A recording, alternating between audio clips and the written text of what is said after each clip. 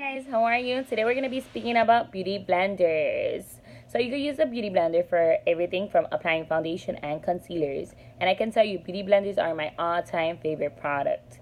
If you don't know what a beauty blender is, it's actually these sponges. And the original brand is actually called Beauty Blenders. So on the market at the moment, we have a lot of copies. And none of the sponges are quite like this one. It's not the same texture. They don't work the same way. They are $20, but you can't do your foundations without this sponge.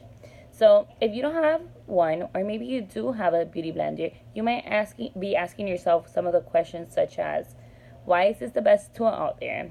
Am I using it right? Or even, is it worth the money? I will be able to answer these questions before the video is done. So the first step is to pick out our color. They do come in different colors such as black. I have a teal one right here. They come in nude, pink, purple, depending on your preference. Whatever your favorite color is or whatever color you want to have in your makeup bag, you pick out the beauty blender. It's not going to change the application process or how the foundation is going to look on you. So this is how they look when they are not wet. If you notice, they're smaller compared to this one. And then they're a little bit stiff and it just doesn't apply the foundation as seamless. Wow. Once you put the dry beauty blender under the sink and wet it, we're going to squeeze the excess product and dry it with a napkin. So the reason why you want to dry it with a napkin or a towel, whatever you have at home, is so it will not be wet. So it will become a sponge like this one. Look at the difference in the size. It's more squeezy and the application is much nicer.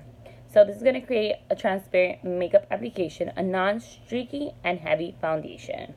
So now that we prepared our beauty blender, it's time to do our foundation. So we are going to be using the Dior Forever foundation. And how we're going to use it, we're going to turn the beauty blender to the bottom portion, not the pointy. And we're just going to squirt an amount, right? And we're going to start dabbing on the product. We're never going to swipe from one side to another, because if not, it will create streaks and we'll just move the product from one side to another.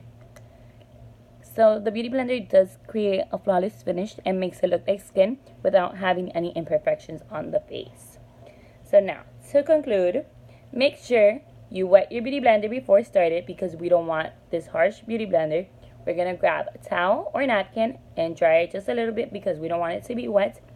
And we will start dabbing our beauty blender, because if it is as dense as this one, it will not work. So thank you guys for watching. I hope you guys learned some tips and tricks. And if you don't have a beauty blender, it's your time to buy one now. Thank you.